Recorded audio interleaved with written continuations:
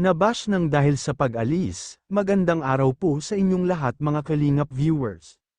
Sana'y nasa maayos at ligtas po kayong lahat saan man kayo naroroon.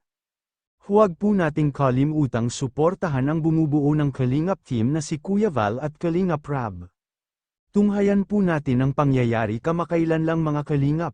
Na nagpaalam itong si David na aalis muna ng Kalingap at walang katiyakan kung babalik ito. At hindi naman nagbigay ng totoong rason sa pag-alis niya.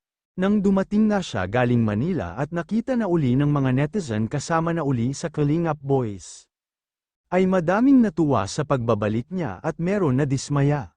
At binash siya sa live niya na nag-comment ng ganito, "Manloloko si David for the sake of vlog, di sinabi ang dahilan, akala mo aalis na talaga sa Kalingap." At may isa pa na nagsabi, "David, bakit ba hinayaan mong mabash si Joy? Di ka man lang nagsasabi na huwag i-bash si Joy." Na-feel tuloy ng ibang viewers na gusto mo talaga si Joy ma-bash, dahil nanahimik ka lang, tila ba wala kang pakialam sa pambabash sa kanya, wala naman kasalanan si Joy, bakit binabash? Kasalanan ba ang magpakatoto?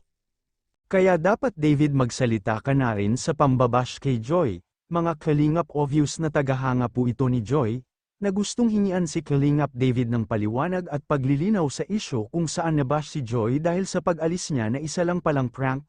Kayo po mga Kalingap, anong masasabi nyo dito? Hanggang dito na lang po at maraming salamat po sa inyong lahat.